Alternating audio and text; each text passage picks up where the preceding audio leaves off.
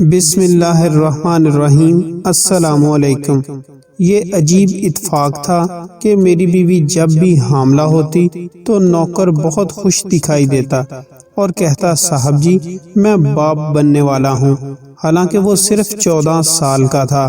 اور جب میری بیوی کا ڈلیوری کا وقت ہوتا تو وہ مجھ سے چھٹی مانگتا کہ میں نے بیوی کو ہسپتال لے کر جانا ہے۔ میں بہت حیران ہوتا تھا کہ اس نے اتنی کم عمر میں شادی کب کی۔ ایک دن بیوی کو میکے چھوڑ کر آیا، آدھی رات کو آنکھ کھلی تو پانی پینے کے لیے باہر آیا، نوکر کے کمرے کی لائٹ جلتی دیکھی تو حیران ہو گیا۔ جو ہی میں نے کمرے کے اندر قدم رکھا تو میں پتھر کا ہو گیا، کیونکہ وہاں شادی کے پورے 3 برس بعد آج میری بیوی نے مجھے میری زندگی کی سب سے بڑی خوشخبری سنائی تھی۔ وہ کہنے لگی ظفر میں ماں بننے والی ہوں۔ یہ خبر سن کر مجھے اپنے کانوں پر یقین نہیں آیا تھا۔ میں بولا نیلم یہ تم کیا کہہ رہی ہو؟ وہ کہنے لگی سچ کہہ رہی ہوں، خدا کی قسم بہت جلد ہمارے پاس ایک ننھا سا کھلونا آ جائے گا۔ اس کی یہ بات سن کر میں تو اپنے آپ میں ہی نہیں رہا۔ میں نے بولا نیلم آج تم نے مجھے بہت بڑی خوشخبری سنائی ہے، تم رکو میں یہ خبر ابھی امی کو سنا کر آتا ہوں۔ میں جلدی سے اپنے کمرے سے باہر نکل آیا تھا، سامنے ہی لانچ میں امی بیٹھی تھیں۔ کہنے لگی ظفر ادھر آؤ میرے پاس بیٹھو۔ میں ان کے پاس جا کر بیٹھ گیا تھا۔ مجھے علم تھا کہ آج پھر امی میری شادی کا قصہ لے کر بیٹھ جائیں گی۔ وہ کہنے لگی ظفر میرے بچے تمہاری بیوی نیلم بانجھ ہے، یہ تمہیں کبھی اولاد نہیں دے سکے گی، میری بات مان لو اور دوسری شادی کر لو۔ یہ دیکھو میرے پاس بہت اچھے گھرانوں کی لڑکیوں کی تصویریں ہیں، تم ان میں سے بس ایک لڑکی پسند کر لو، اس کے بعد تمہارا کام ختم، پھر میں جانوں اور میرا کام۔ میرے لبوں پر مسکراہٹ پھیل گئی تھی۔ میں بولا امی آپ ان تصویروں کو چھوڑیں، میں آپ کو ایک بہت اچھی خبر سناتا ہوں۔ امی نے میری طرف حیرانگی سے دیکھا اور کہنے لگی بولو بتاؤ کیا کہنا چاہتے ہو؟ میں نے بولا امی آپ دادی بننے والی ہیں۔ امی نے غصے سے میری طرف دیکھا اور کہنے لگی تم اپنی شادی ٹالنے کی خاطر جھوٹ مت بولو۔ میں بولا میں سچ بول رہا ہوں، مجھے یہ خوشخبری ابھی نیلم نے سنائی ہے۔ امی نے دونوں ہاتھ اٹھا کر اللہ تعالیٰ کا شکر ادا کیا، کہنے لگی یا اللہ تیرا شکر ہے۔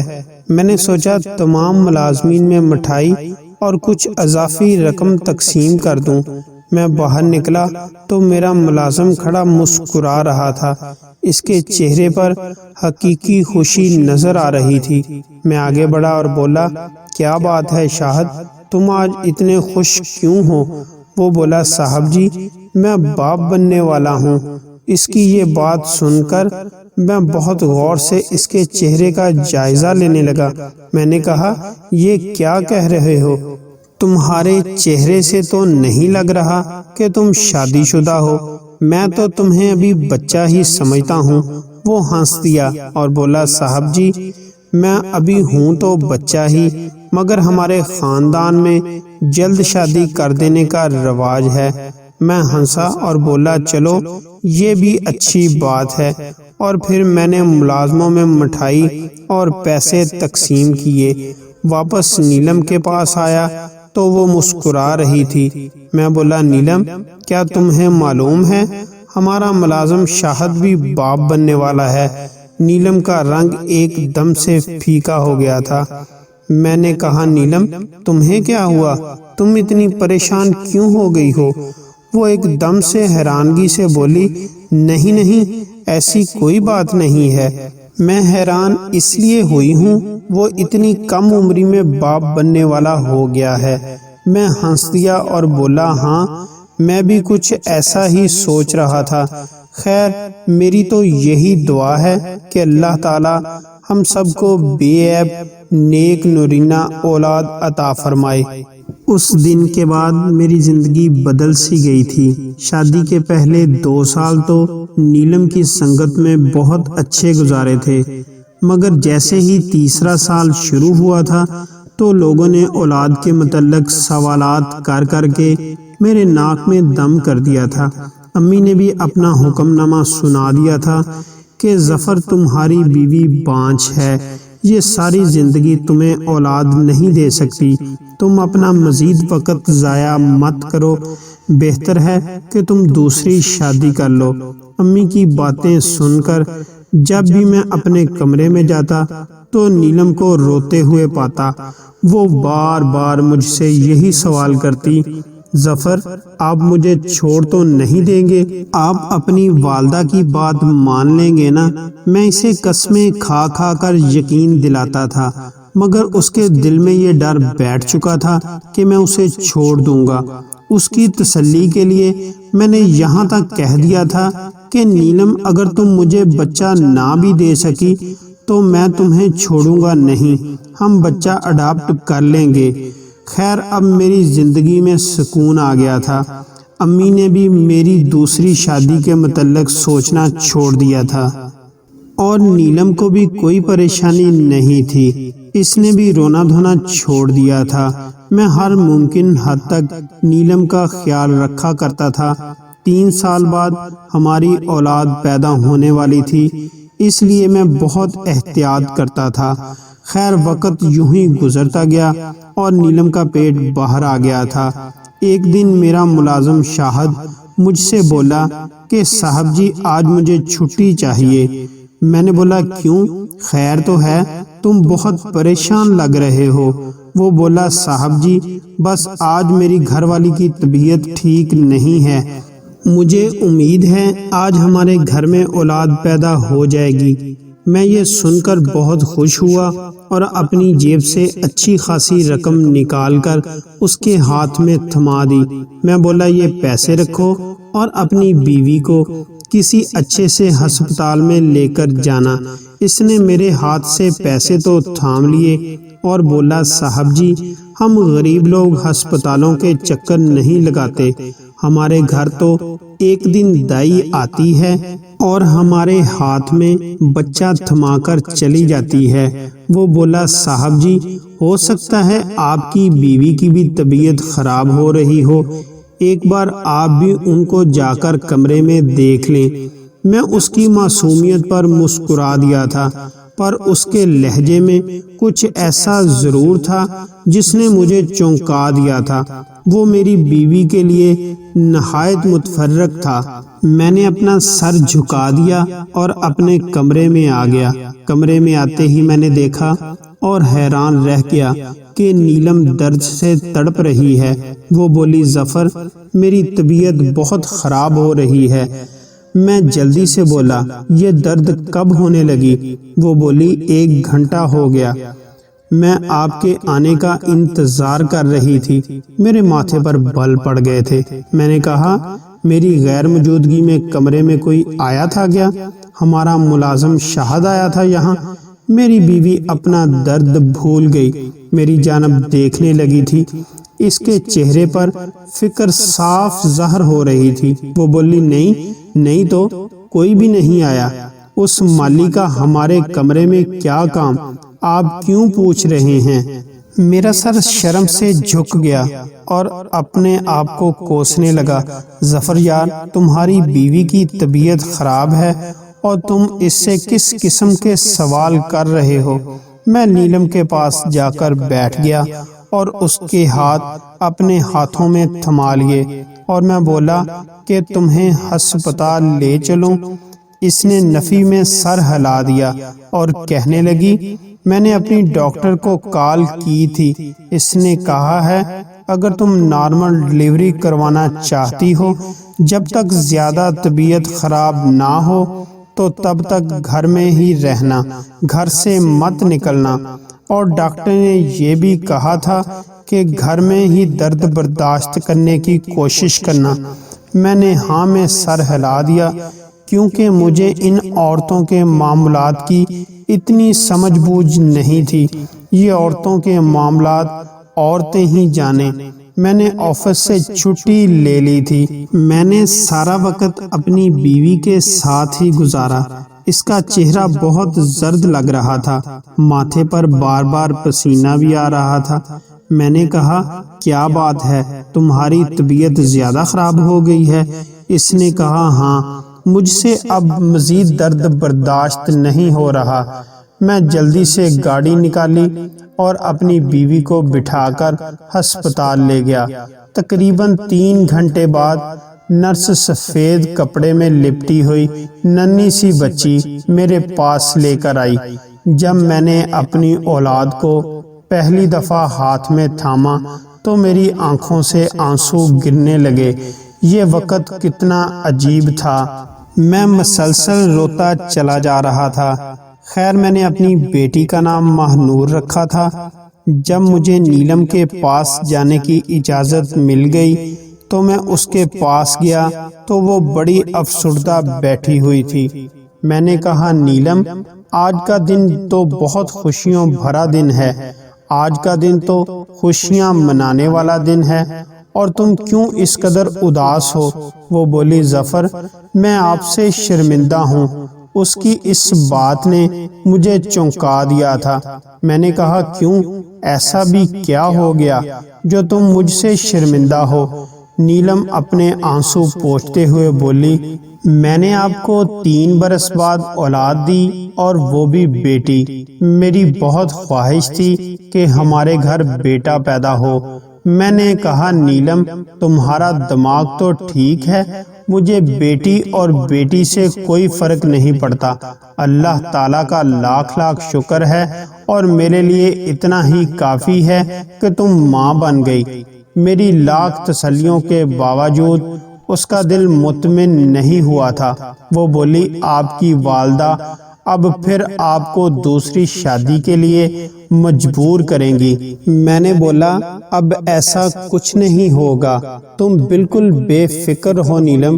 نیلم کی ڈلیوری نارمل ہوئی تھی، اس لیے شام تک اسے ہسپتال سے ڈسچارج کر دیا گیا۔ میں نیلم کو لے کر گھر واپس آیا تو امی بھی بہت خوش تھیں۔ انہوں نے اپنی پوتی کا ماتھا چوما اور گود میں لے کر پیار کرتی رہیں۔ ہم نے ہر جگہ مٹھائی تقسیم کی۔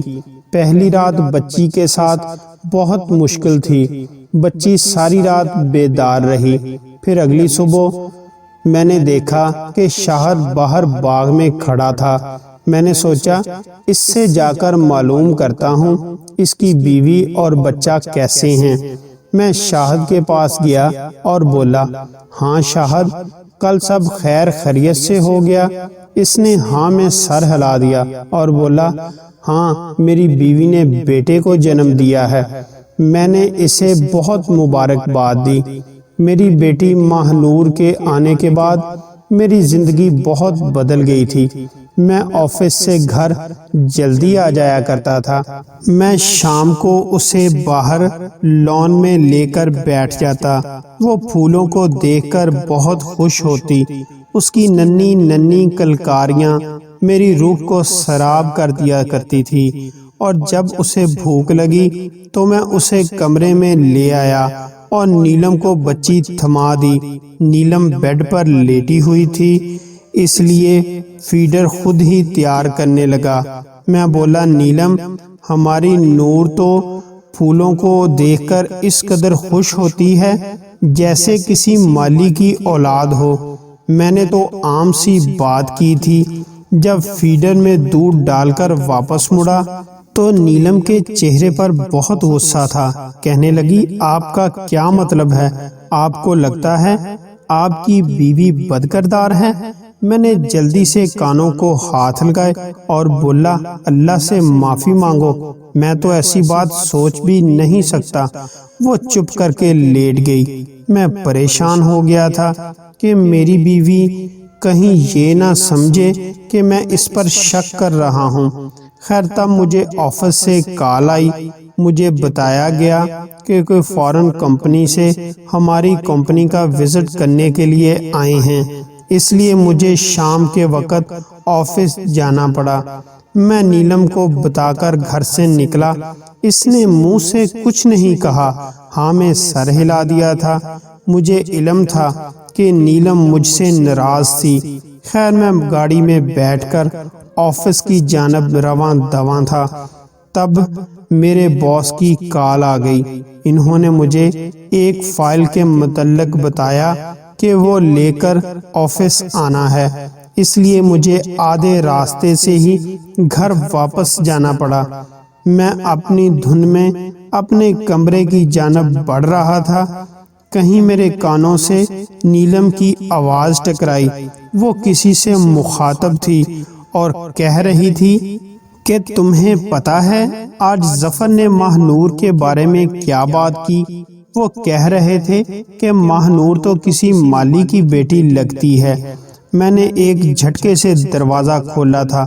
وہ جاننا چاہتا تھا میری بیوی اتنی پرسنل بات کس سے کر رہی ہے۔ جب کمرہ کھولا، سامنے کا منظر دیکھ کر میرا دل دہل گیا، کیونکہ وہاں ہمارا مالی شاہد کھڑا تھا۔ میں اسے دیکھ کر ہکا بکا ہو گیا اور نیلم کے چہرے سے بھی ہوائیاں اڑ گئی تھی۔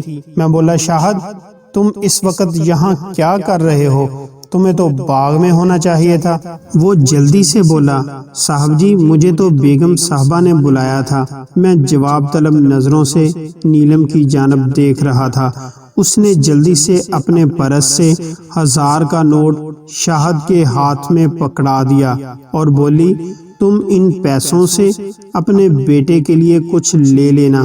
وہ پیسے لے کر کمرے سے باہر نکل گیا تھا۔ نیلم بہت گھبرائی ہوئی تھی۔ وہ کہنے لگی، مجھے دراصل ماہ نور کا صدقہ دینا تھا، اس لیے شاہد کو بلایا تھا، کیونکہ اس کا چھوٹا بچہ ہوا ہے نا۔ میں نے سر ہلا دیا اور اپنی الماری سے فائل لے کر باہر چلا گیا۔ میرے کانوں میں ابھی تک نیلم کی آواز گونج رہی تھی۔ وہ اپنے نوکر کے ساتھ اس قدر بے تکلفی سے کیوں بات کر رہی تھی؟ میں نے تو آج تک اسے کسی کے ساتھ ایسے بات کرتے ہوئے نہیں دیکھا۔ میں خود کو پرسکون کرنے کی کوشش کر رہا تھا۔ میں اپنا دماغ دوسری جانب لگانا چاہتا تھا۔ پھر میں نے سوچا، میری بیوی سچ میں بڑی خدا ترس عورت ہے۔ وہ یقیناً یہی سوچتی ہوگی کہ میری بچی کے پاس سب کچھ ہے اور اس مالی کے بیٹے کے پاس کچھ نہ کچھ ضرور ہونا چاہیے۔ خیر یوں ہی وقت گزر گیا اور ماہ نور 3 برس کی ہو گئی تو مجھے نیلم نے پھر سے خوشخبری سنائی کہ وہ پھر سے ماں بننے والی ہے۔ اللہ تعالیٰ کا جتنا بھی شکر ادا کرتا اتنا ہی کم تھا کہ اتنا عرصہ میں اولاد کے لیے دعا کرتا رہا اور اب اللہ تعالیٰ مجھے نوازنے پر آ گیا تھا۔ ماہ نور کو گود میں لے کر میں باہر لان میں آ گیا تھا۔ میں نے ماہ نور کو لان میں بٹھا دیا تھا۔ وہ آسمان پر اڑتے پرندے دیکھ کر خوش ہو رہی تھی کہ اچانک میری نظر شاہد پر پڑی تو وہ بھی بڑا خوش دکھائی دے رہا تھا۔ وہ پودوں کو پانی لگا رہا تھا اور ساتھ ساتھ گنگنا رہا تھا۔ میں بولا، شاہد تم بہت خوش نظر آ رہے ہو۔ وہ بولا، صاحب جی اللہ نے میری پھر سن لی، میری بیوی حاملہ ہے۔ میں ہنس دیا اور بولا، کیا بہترین اتفاق ہے، میری بیوی بھی حاملہ ہے۔ وہ میری بات سن کر چپ کر گیا۔ اصول کی بات تو یہ تھی کہ اسے مجھے مبارکباد دینی چاہیے تھی، مگر وہ منہ موڑ کر کھڑا ہو گیا تھا۔ وقت پورا ہوا اور دوسری دفعہ پھر ایسا ہی ہوا۔ جس دن میرے گھر بیٹی پیدا ہوئی اسی دن شاہد کی بیوی نے بچے کو جنم دیا۔ خیر میں نے شاہد سے پوچھا، تمہارے ہاں کیا پیدا ہوا ہے؟ اس نے مسکرا کر کہا، میرے ہاں دوسرا بیٹا پیدا ہوا ہے۔ میں نے خوش دلی سے کہا، یہ تو اللہ تعالیٰ کی عطا ہے۔ نیلم اس بار بھی بہت اداس تھی۔ میں نے اس سے کہا کہ اولاد اللہ کے اختیار میں ہے، تم بلا وجہ بیٹیوں کی پیدائش پر غم زدہ نہ ہو، اللہ تعالیٰ کو ناراض مت کرو۔ پھر دوسری بیٹی تو میرے لیے لکی ثابت ہوئی تھی۔ اس کے پیدا ہوتے ہی میری ترقی ہو گئی۔ مجھے میرے باس نے امریکہ بھیجنے کا فیصلہ کیا۔ آج شام کی فلائٹ تھی۔ میں نے یہ بات نیلم کو بتائی تو وہ بہت پریشان ہوئی تھی۔ وہ کہنے لگی، میں گھر میں کیسے رہوں گی؟ پھر 2 بچیوں کو سنبھالنا بھی تو بہت مشکل ہے۔ میں نے کہا، ہاں مجھے تمہاری پریشانی کا خیال ہے، اس لیے میں نے ارادہ کیا ہے کہ میں تمہیں تمہاری والدہ کے گھر چھوڑ آؤں۔ میں نے نیلم کو اس کی امی کے گھر چھوڑنے کا فیصلہ اس لیے کیا تھا کہ میری والدہ بھی عمرے پر گئی ہوئی تھی۔ نیلم نے حامی بھر لی تھی اور اس لیے میں اسے اس کی امی کے گھر چھوڑ آیا۔ میری فلائٹ رات 12 بجے کی تھی، مگر پھر کسی وجہ سے فلائٹ لیٹ ہو گئی۔ میرا جہاز صبح 4 بجے اڑنا تھا۔ میں گھر واپس آ گیا۔ میں اپنے کمرے میں بیٹھا آفس کی چند فائلیں دیکھ رہا تھا۔ تب اچانک میری نظر شاہد کے کمرے پر پڑی تو میں نے دیکھا کہ اس کے کمرے کی لائٹ جل رہی تھی۔ شاہد اس کمرے میں تنہا رہتا تھا۔ وہ اپنی بیوی کو یہاں نہیں لایا تھا۔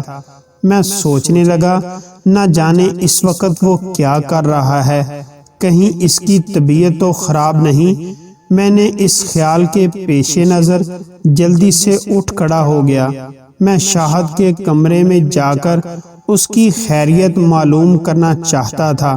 میں نے کمرے کے دروازے پر پہنچ کر جیسے ہی دروازے کے ہینڈل پر ہاتھ رکھا تو میرے کانوں میں ایک جانی پہچانی آواز گونجی تھی، شاہد، میں تمہاری بیٹیوں کو تم سے ملوانے لائی ہوں۔ یہ کسی اور کی نہیں بلکہ میری بیوی نیلم کی آواز تھی۔ میرے سر پر آسمان ٹوٹ پڑا۔ میں نے جلدی سے ہی دروازہ کھولا تو سامنے ہی نیلم اور میری 2 بیٹیاں اور شاہد بیٹھا تھا۔ نیلم مجھے دیکھ کر گمسم سی رہ گئی۔ میں بولا، یہ کیا بکواس کر رہی ہو؟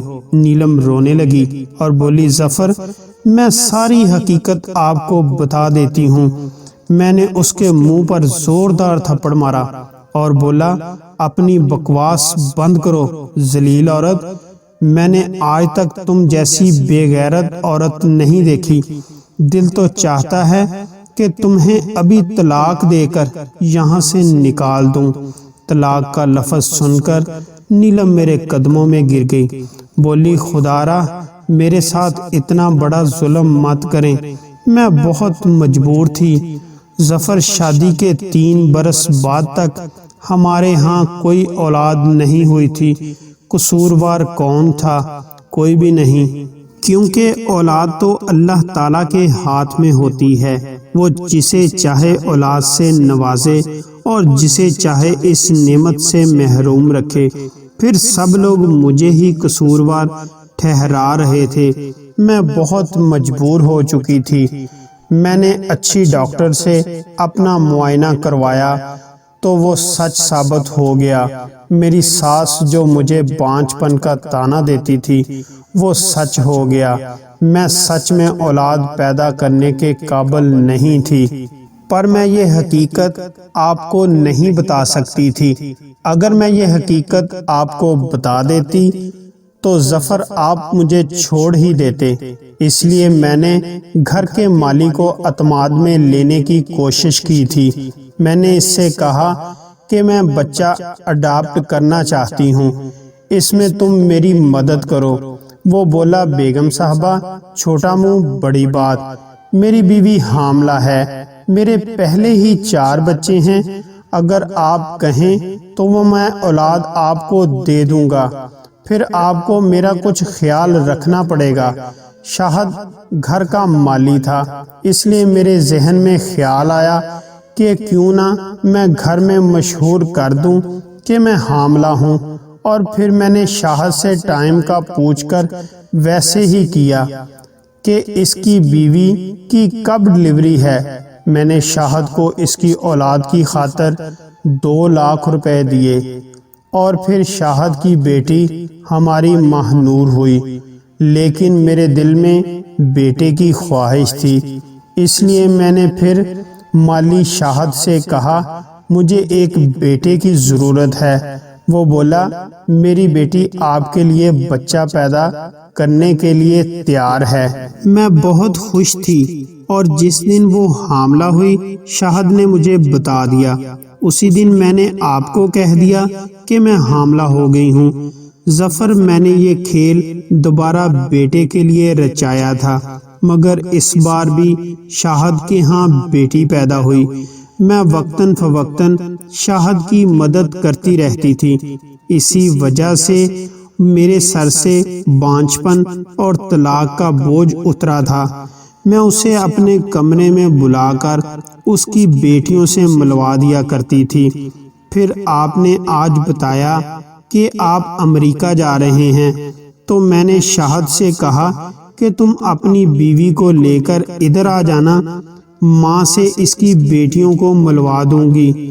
شاہد تو اپنی بیٹیوں کو دیکھنے کے لیے آ گیا تھا، مگر اس کی بیوی نہیں آئی۔ وہ کہنے لگی جو چیز میں نے ایک بار دے دی، اب میں اس کو مڑ مڑ کر نہیں دیکھنا چاہتی۔ یہی میری حقیقت ہے ظفر، مجھے معاف کر دو۔ یہ سب میں نے آپ کی محبت کے لیے کیا، میں آپ کو کھونا نہیں چاہتی تھی۔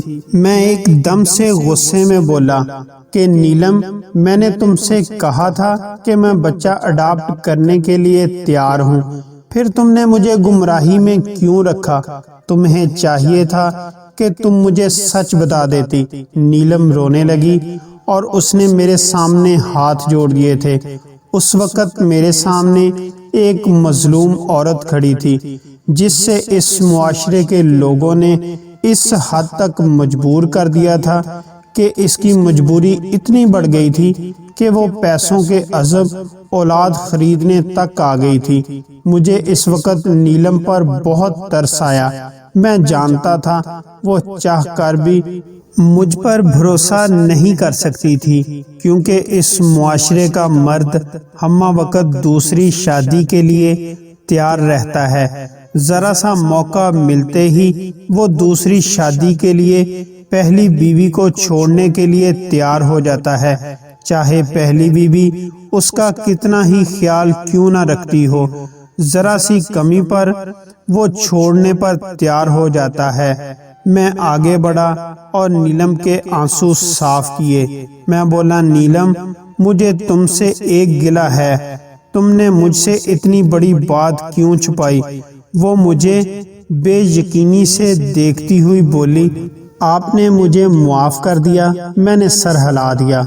وہ ایک دم سے پرسکون سی ہو گئی۔ پھر وہ بولی ظفر، ہم یہ بچیاں اپنے ساتھ رکھ سکتے ہیں نا؟ میں بولا پگلی، یہ ہماری بیٹیاں ہیں، ہمارے ساتھ نہیں رہیں گی تو اور کہاں رہیں گی؟ میری بات سن کر نیلم کی آنکھوں میں خوشی کے آنسو آ گئے۔ میں نے شاہد کا شکریہ ادا کیا اور اس سے کہا کہ یہ راز زندگی بھر اپنے سینے میں دفن کر لو۔ وہ بولا صاحب جی ایسا ہی ہوگا۔ میں نے اپنی بیٹیوں کو اٹھا لیا، وہ میری طرف دیکھ کر مسکرانے لگی تھیں۔ میں نے نیلم کا ہاتھ پکڑا اور اپنے ساتھ اپنے کمرے میں لے گیا، کیونکہ وہ میری بیوی، میری عزت تھی، اس کا مقام میرے دل میں تھا۔ ہر لڑکی کو چاہیے ایسی بڑی غلطی کرنے سے گریز کرے۔ ہر شخص ظفر کی طرح نہیں ہوتا اور ہر ملازم شاہد جیسا نہیں ہوتا جو آپ کی عزت اور آپ کے راز کا خیال رکھے۔ کہانی اچھی لگی تو اپنے دوستوں میں ضرور شیئر کریں، چینل کو سبسکرائب کر دیں، ویڈیو کو لائک کریں اور نیچے کمنٹس میں اپنی رائے کا اظہار ضرور کریں۔